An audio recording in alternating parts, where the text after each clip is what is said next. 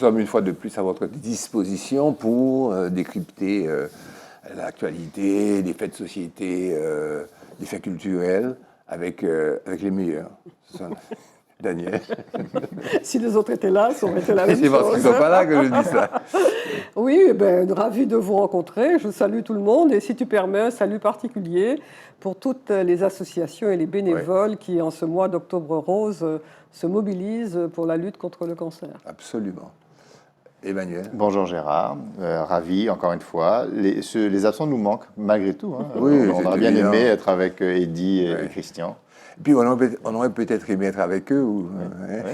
Là où ils sont. Là où ils sont.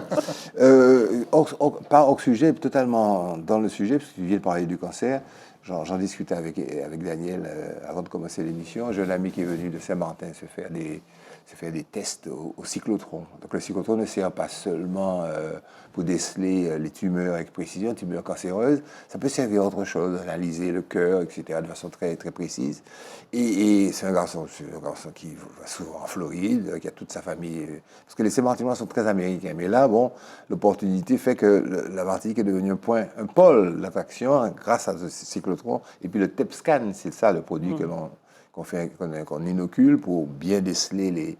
Donc il a fait ça, et puis quand je suis allé le chercher pour l'avoir déposé très tôt, il était ébloui. Alors je dis dans l'ordre, ébloui par la jeunesse du personnel d'encadrement, ébloui par la propreté du bâtiment, parce que c'est là qu'il est allé. Je ne vais pas parler des chambres, moi j'ai une certaine pudeur, parce qu'un jour ils seront refaits à neuf ces chambres-là.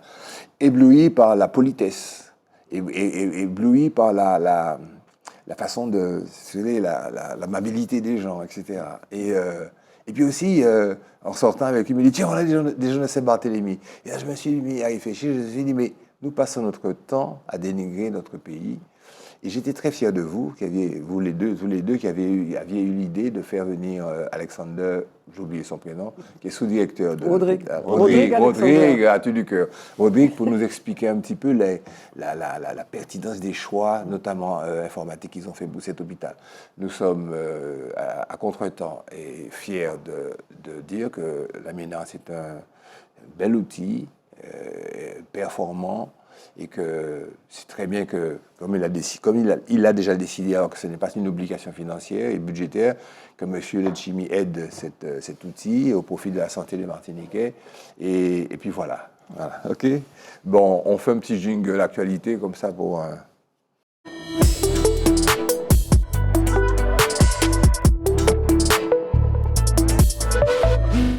Alors quand j'ai pas compté, mais quand j'ai su qu'il y avait des centaines de Scud et de missiles envoyés d'Iran sur Israël, je me suis dit, mais à ma connaissance, ça coûte peut-être 2 000, 3 000, 50 000, 25 000, je ne savais même pas le coût que ça pouvait coûter. Combien de petits pains, combien de boîtes de gigos, combien de lait.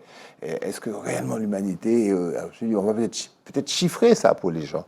Très rapidement, le budget militaire des États-Unis, j'ai transformé tout, j'ai converti les dollars en euros. Ça, c'est clair. 806,52 milliards d'euros. OK? Plus 1448 milliards d'euros, ce dernier budget, pour la propagande anti-chinoise à l'étranger. Bon. Les minimiques suffisent à éviter... Le budget de la santé est quand même de 4 000 milliards. Donc, 1 milliard, 806 milliards pour l'armement et quand même 4 000 milliards, ça enlève un petit peu l'opprobre et le déshonneur de ce peuple. 4 000 milliards pour la santé, représentant 18% du PIB, 18% du produit intérieur brut. C'est cette Amérique que l'on dit individualiste. Mais c'est vrai qu'il y a aussi le budget privé et tout, Medicare, parce que j'ai vu qu'il y en a deux, etc. La Russie, pouf, la grande Russie, 130 milliards d'euros. 800 milliards à l'Amérique, 130 milliards d'euros pour le budget de l'armement. Avec une augmentation quand même de 100% sur les 2 dernières années. Toujours. Donc on va passer tranquille. L'Ukraine est passée par là. Ah oui, bon. Et pour la médecine, bon, par rapport au budget, ça paraît un petit peu moins déshonorant. 232,5 à peu près, 230 milliards à peu près d'euros, c'est converti. Je ne donne pas les détails. La Chine, 271 milliards d'euros pour les armements et 651 milliards, 271 milliards, retenez les chiffres, 271 milliards d'euros pour l'armement. Je pensais que c'était plus. Ah ouais, mais tu sais, 230 millions d'euros, les boîtes de lait, le nombre de... le nombre de Oui, mais quand on Feralgan, voit le ce nombre qu'ils de font, trucs, notamment en la Asie, pénicilline, etc. le nombre de choses pour la santé, le nombre de protéines pour les peuples, pour le manque d'aliments. Et puis 651 milliards d'euros pour le budget santé, la Chine. Ben ouais, mais ils sont combien maintenant? Ils sont 10 milliards maintenant, la Quand même population. pas. 8, 8, 8, 8, 8, 8, Non, 8, la 8. planète, c'est 8 milliards. Ouais, Ouais, la avec ces milliards. planète, Donc ouais. eux, ils Ils sont quand même 4 non, Parce que 2 l'Inde est passée milliards. devant. Hein. Ils sont 2 milliards. Ouais, Ils sont 2 milliards. Ils sont 2 milliards, ouais. C'est juste 2 milliards. C'est quand même pas mal, 2 milliards de Je ne sais pas Chinois. s'ils sont tous ça. Bon. Ouais, peut-être même pas tout ça. Ils mais sont pas ouais, tous ça. ouais. L'Inde, en tous les cas, dépense 70 milliards d'euros pour l'armement. Non. L'Inde. Ouais. Et le budget de la santé est d'environ 46,5 milliards d'euros. Mais on reconnaît, malgré la médecine ayurvédique, la réputation du yoga et tout, que la médecine de l'Inde est carentielle. Je ne développe pas plus. C'était pour vous donner cet état d'esprit que nous avons à contre-temps de toujours aller à l'essentiel pour voir comment fonctionne le monde autour de nous. Deuxième question, pourquoi un ultramarin n'a-t-il pas été nommé ministre de l'Outre-mer alors que ça ne va pas si bien que ça et qu'on pourrait voir que dans le turnover récurrent et fréquent et intensif de nos ministres, bon, un petit antillais, même s'il ne resterait que le temps du gouvernement Barnier, qui, je l'espère, restera plus longtemps qu'un an, ou au moins un an, pour balancer les choses. Quand même, on a quand même eu Marie-Luce Panchard, le fils de... La fille. La fille. Marie-Luce est une fille. Une belle femme, d'ailleurs. Victorin Lurel, Georges Paul-Angevin, notre consoeur, qui était collaboratrice de Marcel Monville, comme tu le sais. Erika Barrette, de La Réunion. Annick Girardin, qui était sénatrice, et même si elle est née à Saint-Malo, mais sénatrice de Saint-Pierre-et-Miquelon. Il y a quand même eu des ultramarins. Mais là, maintenant, je me dis que j'aurais mis un petit ultramarin pour calmer un petit peu l'intensité des problèmes mahorais, des problèmes d'intensité, des problèmes outre-mer, et le désir d'autonomie, que ce soit fait dans la sagesse et dans la connaissance étroite des particularités de chaque pays, par un ultramarin qui serait peut-être plus sensible au discours parfois assez étrange que nous, je le reconnais, que nous entretenons sur ces questions statutaires. Deux petits mots sur le discours de politique générale de Michel Barnier, qui à mon avis était très adroit, je ne sais pas si vous êtes d'accord, qui a un petit discours très, très clair, qu'on peut décliner, qu'on peut diviser en une exigence, réduction de la dette, une méthode, j'écoute, je respecte, même si on hurle autour de moi au Parlement, comme on a vu cette macaquerie, pour parler comme feu Camille Chauvet. Et puis 5 chantiers, achat, services publics, sécurité, immigration, fraternité. Moi, j'ai bien aimé ça, fraternité. Il y a des mots que j'aime, je ne sais pas pourquoi. Fraternité, amitié, tolérance. Je sais pas pourquoi, mais j'aime bien ces choses-là. J'aime bien ça, c'est comme la poésie. Et puis, c'est une capacité d'éviter les choses trappes. Il est fort. Je ne sais pas qui disait qu'il est adroit. C'est Christian qui disait ça. Vous tous, là, vous disiez, c'est un homme adroit. Oui, tu parlais du Brexit. Oui, j'ai cette capacité. Un homme qui a été capable de mener les négociations comme le Brexit, a priori, il est bien placé. Il a les atouts en main, en tout cas. C'est peut-être le meilleur pour sortir du chaudron où nous sommes maintenant. Et il s'est débrouillé pour éviter les embûches de ses alliés. Alors, il est vrai qu'il a bien fait les choses. Il laisse le ministre de l'Intérieur chauffer avec le Rassemblement national. Et puis lui, c'est normal. Alors, pour la guerre sans fin d'Israël, est-ce qu'on peut en parler ça nous prendrait une émission entière. Voilà. Mais tout ce qu'on peut faire, c'est dire qu'on a l'air d'assister à une fuite en avant. Quoi. Les militaires, on ne sait pas où ils vont, quoi. Ils sont sinon que d'élargir le champ militaire. Sinon, à préciser que s'agissant d'Israël, qu'il y a l'État israélien, il y a la population israélienne. Et que quelquefois on confond les deux parce qu'il y a beaucoup d'Israéliens qui sont contre la politique menée par Netanyahou.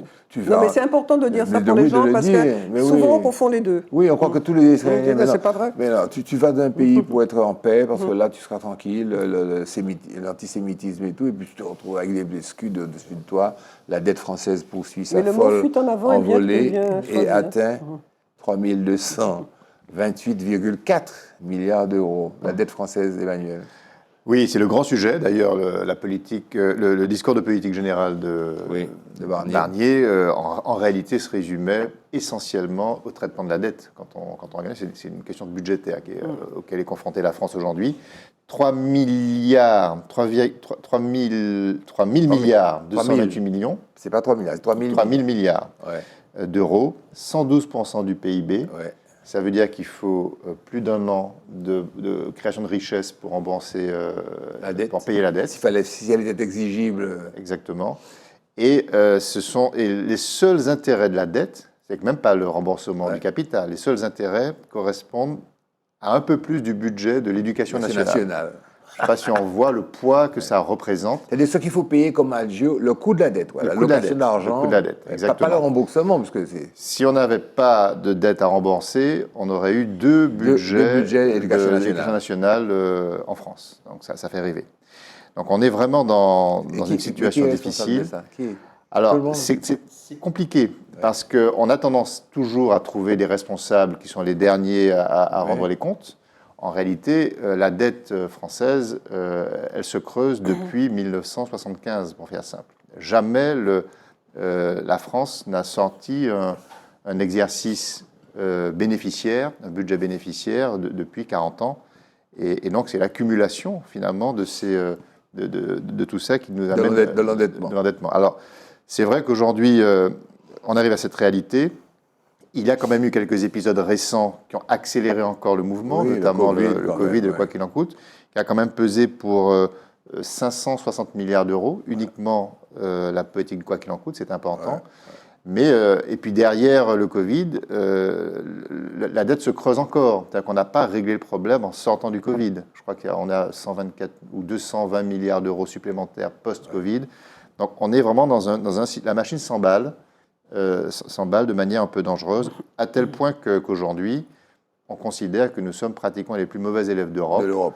Derrière la Grèce, derrière l'Italie, qu'on pointait du doigt il n'y a pas encore longtemps avec beaucoup de dédain. Bon, voilà, en réalité, on est maintenant passé derrière eux. Le coq gaulois. Exactement. Donc, la dette se creuse encore. Les marges de manœuvre se réduisent parce que ça arrive à un moment de crise planétaire dans tous les sens et avec des taux d'intérêt qui augmentent. Et donc, ça a un impact d'accélération de l'effet de la dette.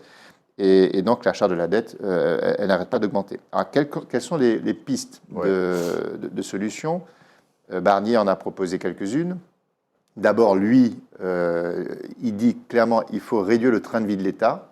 Il faut faire des économies. Il parle de 60 milliards d'économies sur l'année 2025. Et il va partager l'effort entre 2 tiers d'économies sur les dépenses de l'État et 1 tiers par un effort qui sera demandé aux plus riches à travers une imposition exceptionnelle. Alors, toi, Daniel, toi ? Non, il n'a pas encore dit, alors je ne sais pas. Oui, il n'a pas. Les plus riches, c'est quoi Emmanuel, les critères ne sont pas encore mis sur la table, mais on pense notamment, alors le débat est ouvert parce qu'il n'y a pas d'accord politique sur cette idée d'augmenter les impôts. Il y a peut-être un consensus qui est en train de s'opérer pour taxer les entreprises qui ont fait un surprofit, c'est-à-dire qu'un profit qui n'est pas lié à leur activité, mais à des effets d'aubaine. Donc c'est peut-être là-dessus qu'il va faire des propositions, on laisse venir. Et puis, donc, économie, réforme structurelle sur les services de l'État. Ça, c'est plus compliqué parce qu'avec la majorité actuelle, je ne sais pas comment on peut... Emmanuel, les services publics, donc fermer la poste encore plus, diminuer sur la santé. Oui, ben je pense qu'il y a 4 axes que notamment les LR mettent en avant. Réduire le périmètre de l'État. Donc, il faut accepter maintenant de réduire ce périmètre. Au profit du privé au profit du privé, oui, absolument, au profit du privé. Déconcentrer l'État, c'est-à-dire accélérer encore l'effet de régionalisation, notamment de la décision politique. Limiter les prestations sociales. C'est un sujet. Et puis, promouvoir le travail, parce que derrière tout ça, il faut bien comprendre que c'est le travail qui produit de la richesse et c'est le seul moteur qui peut encore réalimenter les caisses. Donc voilà où on en est. Et moi, je vais vous lire quand même une réflexion que j'ai lue ce matin, qui est de Nicolas Bouzou, et je trouve que ça résume assez bien la situation. En tout cas, ça donne un autre éclairage auquel j'adhère assez bien. Et il dit « L'endettement public de la France n'est pas lié à tel ou tel gouvernement, c'est évident, mais à un état d'esprit collectif qui nous conduit à nous tourner vers la puissance publique pour résoudre tous nos problèmes et nous protéger de tous les dangers. L'assainissement des comptes publics ne relève pas de la technique, mais d'une révolution culturelle. » Je pense que c'est intéressant de poser aussi le problème de la dette en ces termes-là. On s'est biberonné. Ça veut dire concrètement pour nous, parce que c'est bien, on parle beaucoup de ces problèmes, parce que nous sommes connectés à ces problèmes, à ces questions budgétaires.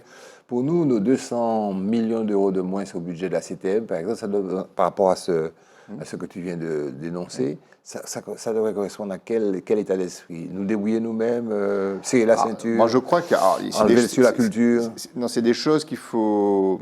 Alors, ça ne fait pas plaisir à entendre, mais c'est vrai que nos collectivités aujourd'hui sont surdimensionnées en regard du service qu'elles doivent rendre à la population. Tout à fait. Et donc, parler de bonne gestion des collectivités, la collectivité territoriale, je crois, c'est 5000 salariés. Quand on fait les ratios par rapport aux populations, peut-être que si on partait d'une page blanche et qu'on recréait un effectif spécifique, on aurait peut-être besoin de 2 à 2500 personnes. Et c'est ça le coût de la gestion. On ne va pas faire un débat là-dessus, mais il faut une analyse globale de l'économie. Absolument, parce que pour terminer, la question, c'est qu'aujourd'hui, c'est vrai que je comprends les collectivités de traiter le problème du chômage en employant, mais l'effet pervers, c'est qu'elles se coupent de la capacité de dynamiser les marchés, de dynamiser l'économie et de créer de l'emploi par ailleurs. De résoudre des problèmes. C'est ça l'équation qu'il faut résoudre. Jingle, problème de société, et brillamment, Daniel va prendre le relais.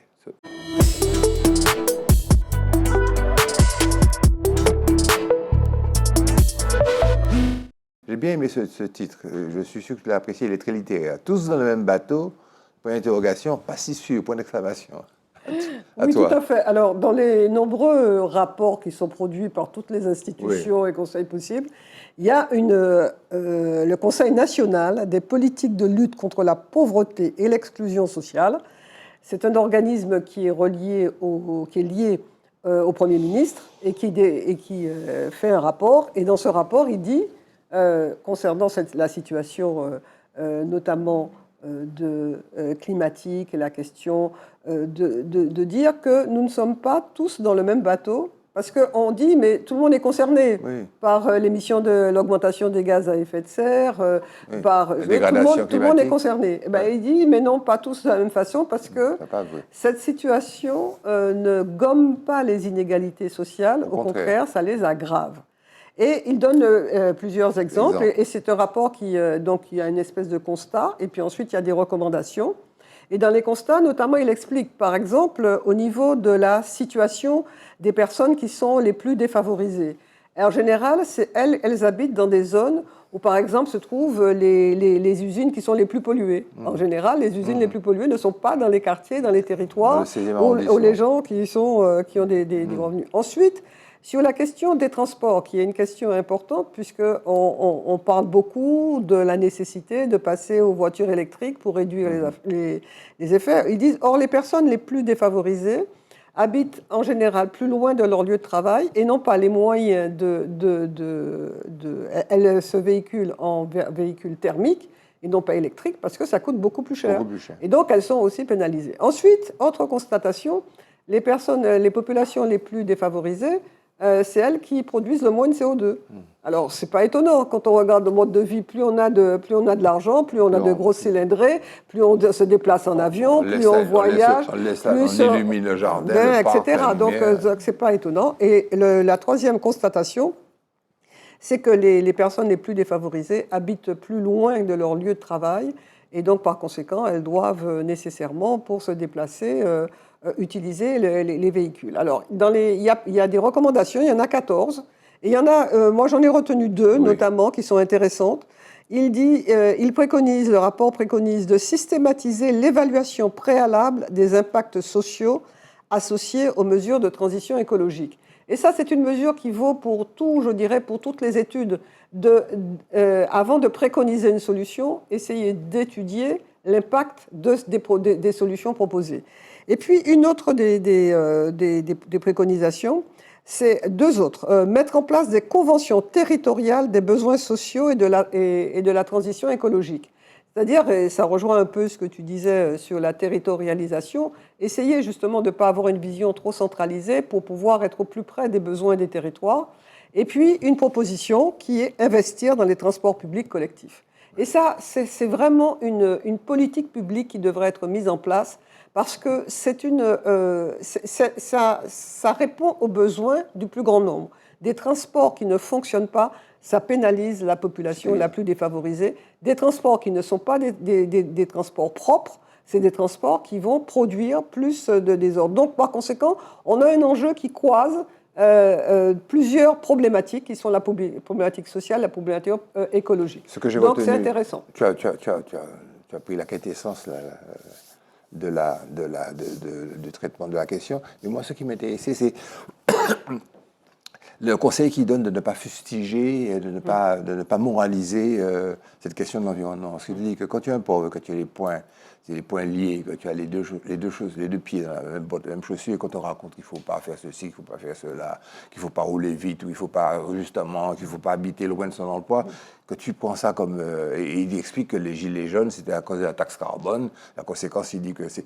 Bon, et j'y pensais, il n'en parle pas, mais je pensais justement à la limitation sur le périphérique de la vitesse à 50 km/h, à des gens qui viennent de très loin, qui doivent arriver au travail, puis qui doivent tomber de 90 à 50 km/h. Donc, c'est nécessairement partir beaucoup plus tôt pour arriver à leur travail et que c'est quand même pas une solution. Tu sais que tu vas plancher encore, tu vas nous expliquer pourquoi l'ONU a appelé les États à intensifier, un peu dans le même domaine, leurs efforts pour garantir à leur population l'accès à un environnement propre, sain et durable. Le bonheur, quoi. Hein? Alors, chaque année, on sait, au mois de septembre et octobre, les Nations Unies tiennent leur Assemblée générale. Et en général, c'est un moment où les chefs d'État font des déclarations et certaines retiennent énormément l'attention.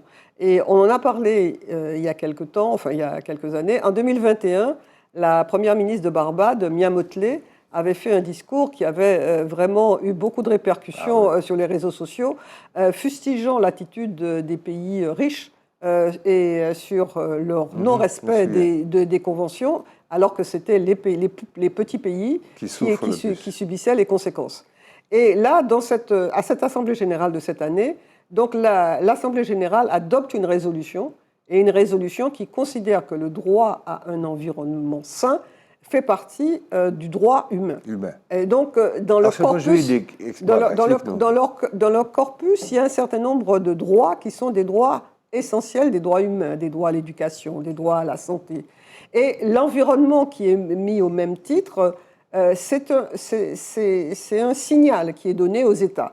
Alors, les résolutions de l'Assemblée générale n'ont pas de portée contraignante pour les États. Il y en a 193 aux Nations Unies, mais c'est quand même, comme je vous disais, un marqueur et une indication. Une indication pour les États. Incitatif. Oui, pour les États, pour les inciter, mais je ne crois pas trop au pouvoir incitatif de l'ONU.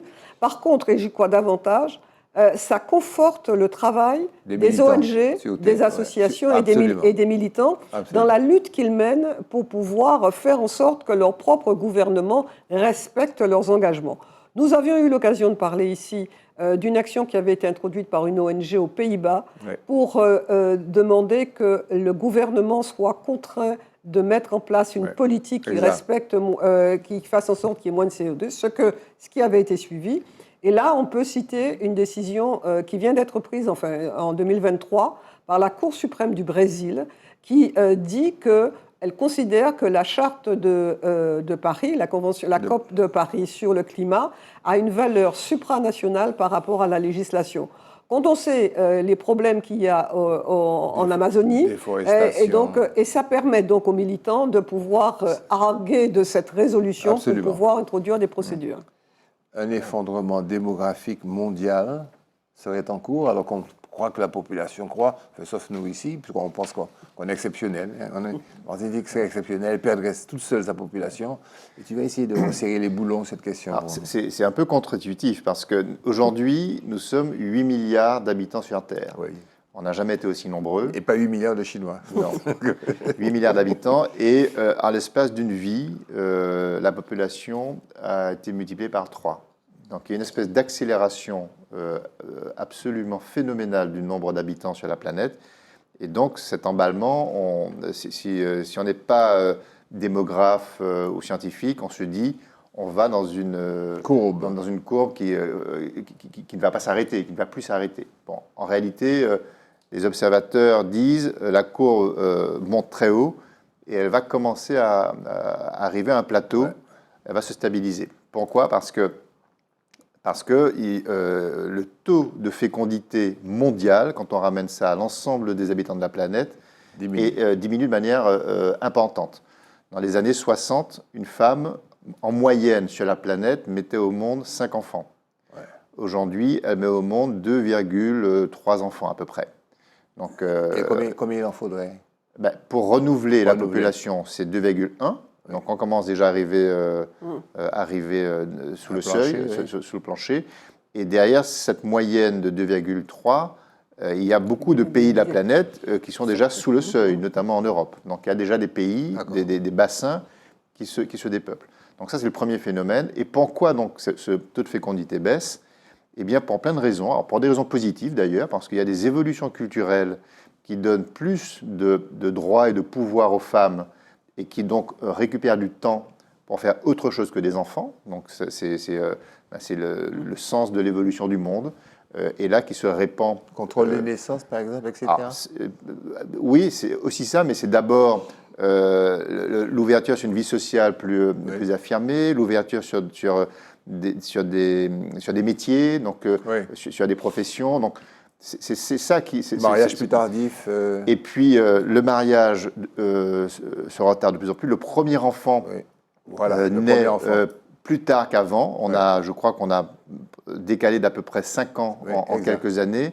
Donc, tous ces phénomènes. Et puis, en effet, tu l'évoquais, tout l'aspect lié notamment au développement de la contraception, l'interruption volontaire de grossesse, tous ces phénomènes qui se répandent là aussi sur tous les coins de la planète, eh bien, ça a des impacts sur la baisse du taux de fécondité. Et puis un troisième élément qui est un peu plus négatif, mais qui me semble assez important, c'est qu'il y a de plus en plus de jeunes couples qui voient l'avenir avec angoisse, parce qu'effectivement, on l'évoquait tout à l'heure, les trajectoires notamment écologiques, environnementales, de la planète, les conflits qui parfois viennent abîmer des continents entiers en perspective, tout ça fait que beaucoup de jeunes se disent est-ce que ça vaut le coup de mettre au monde des enfants dans un monde qui ne saura pas les accueillir convenablement ? Donc cette dimension-là, cette espèce d'angoisse planétaire, là aussi contribue à cet abaissement des naissances. Et donc voilà les raisons aujourd'hui qui expliquent que la population... Alors, la population va se stabiliser et risque de baisser. Alors, on parle d'effondrement, certains parlent d'effondrement, on n'y est pas du tout. Il y a un effet, il faut comprendre aussi que cette baisse de la fécondité, il y a un effet d'inertie qui fait que de toute façon, la population va croître encore au moins après, pendant 50 ans. Mais moins quand même. Oui, mais elle va croître encore. On va passer... J'ai regardé les statistiques, on est à 8 milliards. En 2100, on sera à 10 milliards. Donc on va encore gagner 2 milliards dans peu de temps, parce que 2100, ça viendra assez vite finalement. Et c'est seulement à partir de là qu'on va commencer à stabiliser et peut-être à réduire. L'humanité existe toujours. Absolument. Si, Clara, écoute, ne me fais pas peur. Le concept de souveraineté, tiens, tu prends la parole sur le concept de souveraineté vu par le Conseil d'État. Oui, alors le Conseil d'État, on sait que c'est un organisme qui a une portée importante puisqu'elle représente le sommet de la hiérarchie juridictionnelle avec la Cour de cassation. Et le Conseil d'État, c'est lui qui qui tranche sur certains points lorsqu'on vient le consulter. Et chaque année, il fait une étude annuelle. Et cette année, c'était sur la souveraineté. Et alors, c'est un rapport de plus de 500 pages quand même. Et, tu as lu entièrement pour nous. Certaines parties, mais pas la totalité. Mais non, vraiment. En anglais. Et cette année, c'était sur la souveraineté. Pourquoi? Parce que habituellement, la question de la souveraineté, c'est lié à l'État. C'est une notion qui est née en même temps que la Révolution française. Mais le Conseil d'État s'est penché sur le fait que de plus en plus, on parlait de souveraineté dans le débat public. Quand on a parlé de souveraineté alimentaire, on a parlé de souveraineté industrielle, on a parlé de souveraineté sanitaire, on a parlé de souveraineté environnementale. Donc les questions de souveraineté viennent de plus en plus dans le débat public et le Conseil d'État a pensé que c'était donc nécessaire de se pencher sur cette question. Et en fait, alors il y a trois parties dans ce rapport. Et la première partie consiste à analyser, je dirais, le déficit démocratique de la société actuelle. Parce que du fait que ce qu'on appelle la société civile, associations, syndicats, etc., perdent de leur influence, donc l'expression démocratique n'est plus la même. Il y a ensuite le rapport à l'Europe et puis le rapport plus communément au monde. Donc, face à ça, le Conseil d'État fait un certain nombre de recommandations. Et il y en a certaines qui sont intéressantes parce que... Alors, il y en a qui sont à l'adresse des gouvernants, parce qu'ils donnent une façon d'apprécier les politiques publiques lorsqu'elles ont été faites, mais quel est le bilan. Ce qu'on ne fait pas souvent, lorsqu'on préconise, on ne voit pas quel est le bilan. Donc, ils préconisent de faire ça. Et puis, c'est à l'égard du citoyen dans ce qui est mis en pratique, notamment au niveau de l'éducation, au niveau de la formation. Et il y a des mesures qui sont assez concrètes, ce qui est un peu surprenant, parce que souvent, le discours, il est très généraliste. C'est de dire qu'il faut utiliser les moyens qui sont à l'heure actuelle à la disposition. Donc, faire les moyens de comment dirais-je, au niveau des écoles, des vidéos, des séries, utiliser les réseaux sociaux pour familiariser le débat et dès le plus jeune âge à la question du fonctionnement de la société. Que le peuple lui-même soit souverain. Tout à fait. Et retourner au principe de la Révolution française. Également, il donne, alors non, on va dire actualisé au monde moderne, oui. Ce serait plus les conventions citoyennes, par exemple.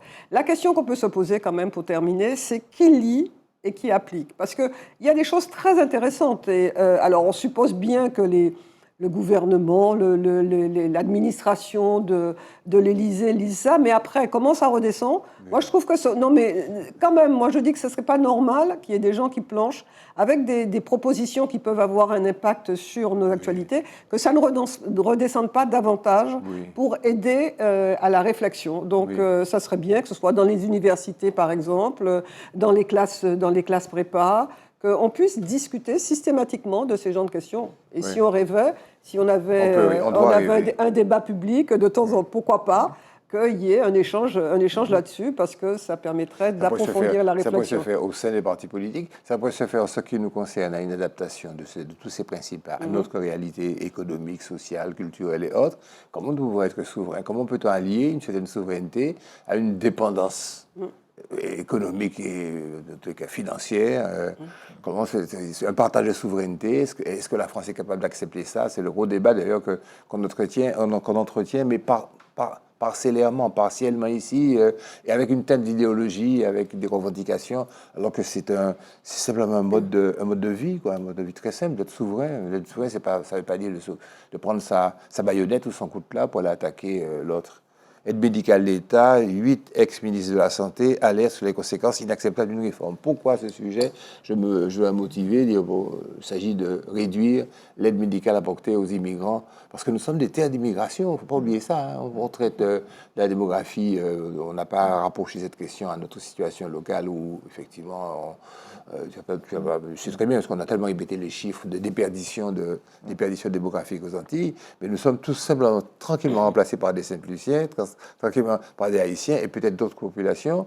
Et comme Monseigneur Macaire disait à l'occasion d'un enseignement, ben c'est le peuple de Dieu, quoi, et que la Martinique sera comme ça, comme elle a été originellement des Taïnos et d'autres Kalinago, puis ensuite d'Africains, puis vous, Béké, puis ensuite maintenant. Bon, alors on va couper l'aide médicale bientôt à peut-être la moitié de la population par qu'est-ce cas d'origine irrégulière et surtout étrangère. Bon, longue introduction, mais je te passe la parole. L'AME, l'aide médicale d'État. Donc c'est un dispositif qui concerne, comme tu l'as dit, les populations immigrées en situation irrégulière d'abord, irrégulière et sous certaines conditions. Il faut que ces populations aient un revenu minimal assez faible. Oui. Donc on parle d'un seuil de 10 000 euros par an, c'est-à-dire 840 euros par mois à peu près. Voilà de quoi il s'agit. Et il faut que ces populations résident en France au minimum depuis 3 mois. Donc et ça correspond donc à un certain nombre de populations concernées et les prestations sont extrêmement ouvertes sur à peu près l'ensemble des soins. Il n'y a pas de limitation. Pourquoi il y a un débat aujourd'hui ? Pour 2 raisons. La première, c'est que le débat s'inscrit dans un monde, dans une France qui compte, qui commence à compter ses sous de manière extrêmement précise. On est dans le débat budgétaire, etc. Donc, il y a une espèce de chasse, entre guillemets, au gaspillage. C'est peut-être pas le terme adapté pour ce qui concerne ce concept. Mais en tout cas, c'est ce qui aujourd'hui préside nos décideurs qui cherchent des économies partout où ils peuvent. Et donc, il y a une partie de ceux qui disent que l'aide médicale d'État en l'état coûte trop cher. Coûte trop cher et la France n'est plus en mesure de pouvoir la financer. Bon, la réalité, il faut la nuancer parce qu'en réalité, elle coûte 1,4 milliard d'euros, c'est-à-dire 0,5% des dépenses de santé. Ça reste marginal. La deuxième chose, le deuxième angle, c'est de dire il faut soit la supprimer, soit la réformer, parce qu'en l'état, elle serait une incitation à l'immigration clandestine. Donc certains présentent. Bon, donc c'est un argument. C'est un argument qui, là encore, quand on est un peu objectif, il faut relativiser. C'est sans doute pas pour l'AME que des populations se déplacent, même si je peux comprendre que le signal de le réformer peut aussi, à ce moment-là, être un signal politique. Donc, il faut là-dessus être mesuré dans l'analyse. Et donc, aujourd'hui, la voie médiane sur laquelle semble s'orienter le gouvernement actuel, c'est bien évidemment de ne pas la supprimer, parce que si on la supprimait, en réalité, je pense que le coût serait bien plus important encore pour la France, parce qu'on pourrait aggraver la situation sanitaire française globale. Épidémie et autres maladies. Et là, donc, finalement, c'est une dépense qui est peut-être raisonnable dans une optique de bonne gestion. Et maintenant, la réformer, comme je pense qu'on rentre dans un monde où il faut effectivement bien voir les choses. Bruno Retailleau, lui, propose par exemple de transformer l'AME, donc aide médicale d'État, en aide médicale d'urgence pour garantir le traitement des pathologies d'urgence, mais enlever tout ce qui relèverait de la médecine de confort, notamment. Donc le débat est ouvert. Et voilà un petit peu les termes du débat. Juste à préciser que il y a eu non seulement une levée de bouclier quand le ministre Retailleau a présenté ça, mais que surtout dans son discours, le Premier ministre n'a pas du tout fait référence à cette question. Et ce que tu disais au début, c'est-à-dire que M. Retailleau est allé donc au début parce que pour donner des dégages au Rassemblement national, mais la politique gouvernementale n'est pas la même. Et on peut quand même effectivement considérer que ce serait une bonne chose. Jingle culture.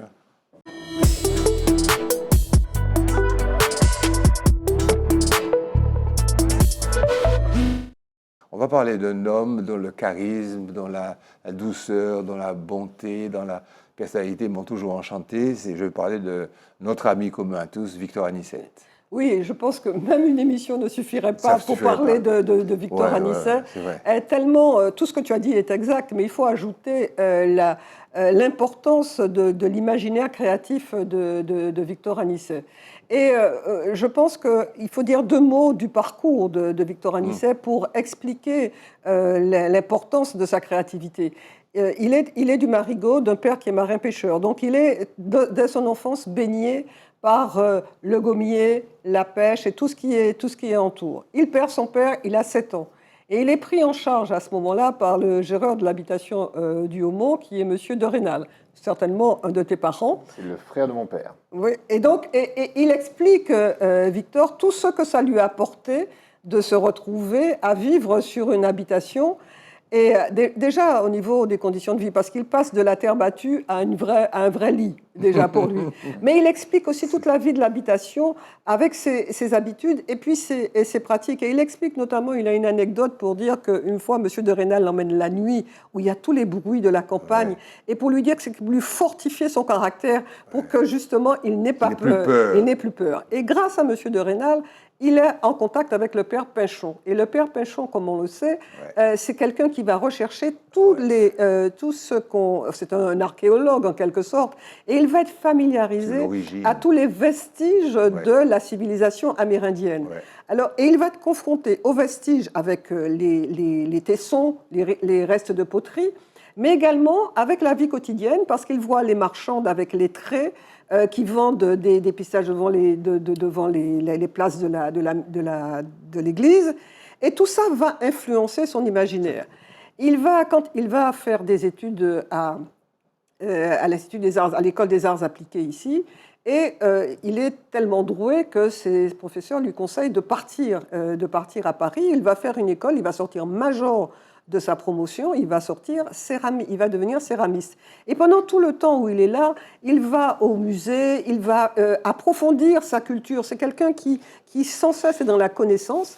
Et quand il va retourner, alors je passe sur tous les parcours, mais il y aura tellement de choses à dire, il va aller d'abord dans la campagne et il va commencer à peindre sur des feuilles de contreplaqué. Et qu'il va mettre dans la voiture, et il va partir avec les panneaux de commune en commune le dimanche pour exposer devant les places. Donc c'est des panneaux qui sont amovibles. Et il va aussi être aidé par Édouard Glissant qui va créer l'IME, qui va l'aider dans cette création. Et le parcours d'Anicet va ainsi continuer. Et donc, moi, ce que je pourrais... Il est céramiste, il est sculpteur, il fait des vitraux, il fait de la peinture, il fait des objets bonbons chouval. Et on voit ses œuvres à l'heure actuelle. À l'heure actuelle, il y a à la Fondation Clément, il y a une exposition qui lui est concernée sur tout son parcours, avec un petit film documentaire qui est très intéressant, mais également à l'Atrium, où il y a une exposition sur le fromager, qui est une association culturelle qui existe depuis 40 ans, à laquelle Anicet fait partie. Et donc, si vous allez à la cathédrale de Saint-Pierre, allez voir les vitraux d'Anicet. Ah oui, on avait vu ça, alors on va visiter Saint-Pierre ensemble. Il faut que tu parles du fromager plus longuement la prochaine fois. Non, mais volontiers, parce qu'il y a beaucoup de choses à dire. Il y a beaucoup de choses à dire. Ça faisait trop pour cette fois-là. Il y a beaucoup de choses à dire. Jingle pour la musique.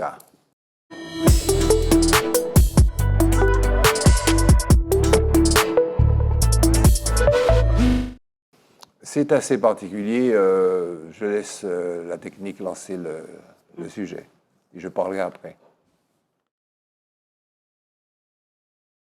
Parmi moi, de moi-même, à moi-même, hors toute constellation, en mes mains serrées seulement le rare hoquet d'un ultime spasme délirant, vibre mot.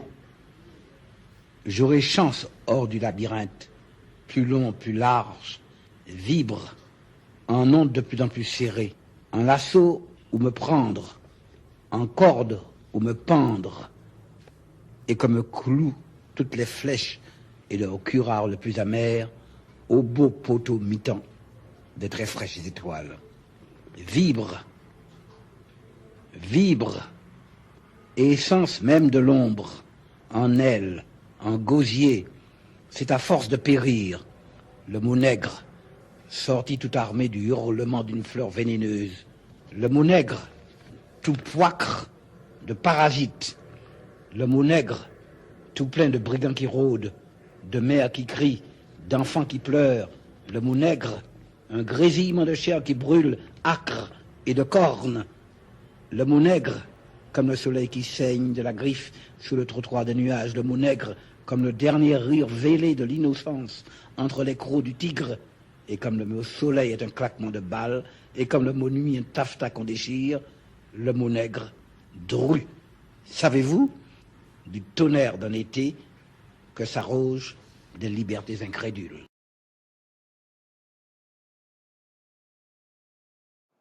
Pour moi, ça, c'est de la musique.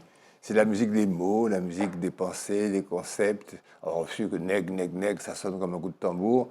C'est sûr, c'est le tambour casse, c'est le tambour belay. Pour moi, ça, c'est de la musique d'Aimé Césaire. Pas la peine d'essayer de trouver une logique, une rationalité, une compréhension de discours qu'il aurait étayé. Il faut être ceci, il faut être cela, il faut pas être ceci, il faut être cela. C'est simplement, soyez vous-même, quoi, ce que vous êtes. Et comme par hasard, par coïncidence, vous êtes nègre. Quoi. Bon, ça aurait pu être béqué, béqué, béqué. Ça aurait pu être chinois, chinois, chinois.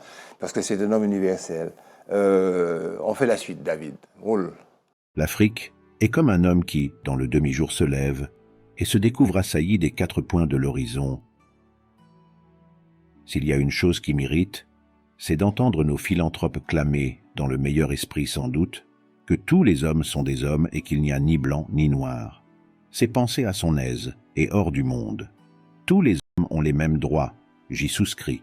Mais du commun lot, il y en a qui ont plus de devoirs que d'autres. Là est l'inégalité.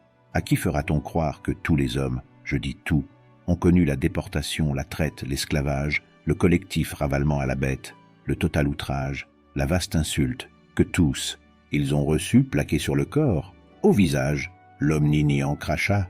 Nous seuls, vous m'entendez, nous seuls, les nègres. La négritude résulte d'une attitude active et offensive de l'esprit. Elle est sursaut et sursaut de dignité. Autrement dit, la négritude a été une révolte contre ceux que j'appellerais le réductionnisme européen. Je veux parler de ce système de pensée, ou plutôt de l'instinctive tendance d'une civilisation éminente et prestigieuse à abuser de son prestige même pour faire le vide autour d'elle, en ramenant abusivement la notion d'universel à ses propres dimensions, autrement dit, à penser l'universel à partir de ses seuls postulats et à travers ses catégories propres. La négritude, à mes yeux, n'est pas une philosophie. La négritude n'est pas une métaphysique. La négritude n'est pas une prétentieuse conception de l'univers. C'est une manière de vivre l'histoire dans l'histoire. L'histoire d'une communauté dont l'expérience apparaît, à vrai dire, singulière, avec ses déportations de population, ses transferts d'hommes d'un continent à un autre, les souvenirs de croyances lointaines, ses débris de cultures assassinées. Comment ne pas croire que tout cela constitue un patrimoine ? En faut-il davantage pour fonder une identité ? Et alors, me dira-t-on, le vrai problème est de revenir aux vieilles civilisations nègres. Non, je le répète, nous ne sommes pas les hommes du « ou ceci ou cela ». Pour nous, le problème n'est pas d'une utopique et stérile tentative de réduplication, mais d'un dépassement. Ce n'est pas une société morte que nous voulons faire revivre. Nous laissons cela aux amateurs d'exotisme. Ce n'est pas davantage la société coloniale actuelle que nous voulons prolonger, la plus carne qui ait jamais pourri sous le soleil. C'est une société nouvelle qu'il nous faut, avec l'aide de tous nos frères esclaves, créée, riche de toute la puissance productive moderne, chaude de toute la fraternité antique. Il est temps de mettre à la raison ces nègres qui croient que la révolution, ça consiste à prendre la place des blancs et continuer sur le dos des nègres à faire le blanc. Une civilisation qui s'avère incapable de résoudre les problèmes que suscite son fonctionnement est une civilisation décadente. Une civilisation qui choisit de fermer les yeux à ses problèmes les plus cruciaux est une civilisation atteinte. Une civilisation qui ruse avec ses principes est une civilisation moribonde. Le racisme commence avec la colonisation, car il a fallu légitimer cette entreprise. Alors le discours est beaucoup plus acide, il est beaucoup plus à la fois philosophique et aussi d'analyse politique, mais malgré tout, vous avez vu la résonance des mots, la couleur des phrases.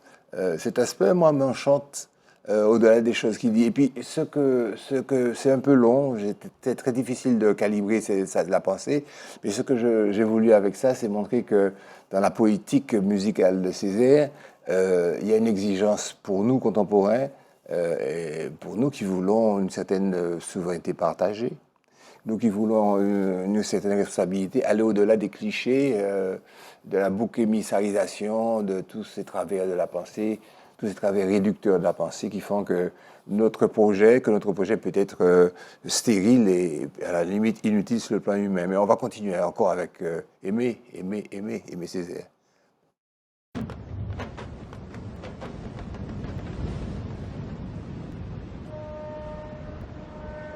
Aimé, Aimé, mais entends-tu ma voix, mon frère Aimé? Aimé, lève donc le roulement de ta voix au-dessus des cyclones. Et l'Afrique entendra, l'Afrique répondra. Du haut du mont Pelé, érupte, rutilant le grand cri nègre. Et lui répondra l'espérance. C'est de la poésie. La poésie est-elle toujours opérante aujourd'hui? Le sera-t-elle toujours? En tout cas, c'est pour moi la parole fondamentale. Et le salut du monde dépend de sa capacité d'entendre cette parole. Il est clair que tout le siècle que nous avons vécu, l'écoute de la parole poétique a été diminuant. Good. Bonne coupure. C'était prévu pour plus long, c'est pour ça que j'ai dit good, bonne coupure. Et on s'en rend compte qu'on ne va pas trop exagérer. Il y a une petite suite quand même, il nous reste un peu de temps. C'est ça la poésie. L'espace vaincu. Le temps vainqueur. Moi, j'aime le temps. Le temps est nocturne. Et quand l'espace galope, qui me livre, le temps revient, qui me délivre. Le temps. Oh, que les sans venaison qui m'appelle, intègre, natal, solennel.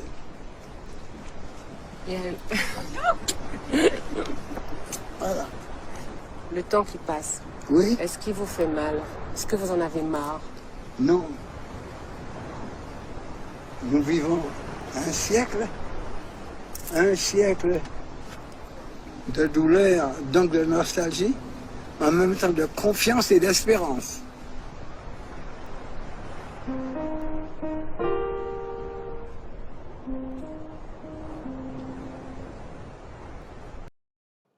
Bon, je trouve que c'est de la musique, je trouve que c'est de la poésie, que c'est de la pensée, c'est de la philosophie. C'est aussi une belle leçon pour nous toujours élever le débat, quel que soit le sujet que l'on traite, qu'il soit économique, qu'il soit relationnel, qu'il soit social, qu'il soit entretenu ce débat au sein des héritiers de Césaire ou de ceux qui finalement conçoivent maintenant qu'il peut être un apôtre, mais un chantre de nous-mêmes. Je voulais donner de leçons par personne par le biais d'Aimé Césaire. J'ai laissé Aimé Césaire chanter la négritude. À la semaine prochaine. Merci David, merci Emmanuel, merci Madame Marceline. Au revoir, mes chers téléspectateurs.